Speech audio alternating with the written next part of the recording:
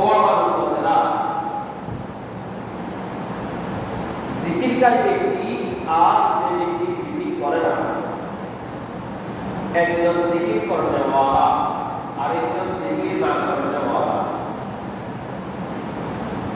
আল্লাহ রাসূল বলেন দুজন এমন যারা একজন মৃত ব্যক্তি আরেকজন জিন্দা ব্যক্তি। কারণ যে ব্যক্তি জিকির করে তার নফসটা, তার কলমটা চালু থাকে, চালু থাকার কারণে সেই জীবিত ব্যক্তিদের মতো তাকে কি করা হয়, গণ্য করা হয়।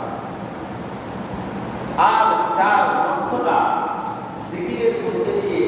জিকির করে না, তার নফসটা জিকির না করার কারণে, আল্লাহ রাব্বুল আলামিনের জিকির না করার কারণে আস্তে আস্তে আস্তে আস্তে শয়তানের কবলে গিয়ে বলেছিলাম এর আয়াতে আল্লাহ রাব্বুল আলামিন বলেছে, যদি কোনো ব্যক্তি জিকির না করে আল্লাহ রাব্বুল আলামিন বলেছেন তার একটা শয়তান কি হয়ে যায়, নিয়োজিত হয়ে কি করে, আস্তে আস্তে ওই শয়তানের মতো হয়। শয়তান তার নফসটাকে পূর্ণভাবে দখলে নিয়ে তার মতো তাকে বানিয়ে ফেলে। আর তার মতো তাকে বানিয়ে ফেলার কারণে তার নফসটা থাকা আর না থাকা আল্লাহ রাব্বুল আলামিনের কাছে কিছু যায় আসে না, এই জন্য আল্লাহ রাসূল বলেন, عن أبي موسى الأشعري رضي الله تعالى عنه قال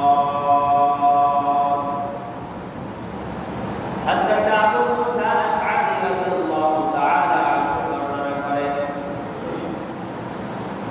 قال النبي صلى الله عليه وسلم حضرت محمد صلى الله عليه وسلم مثل الذي يذكر ربه والذي لا يذكر যে ব্যক্তি আল্লাহ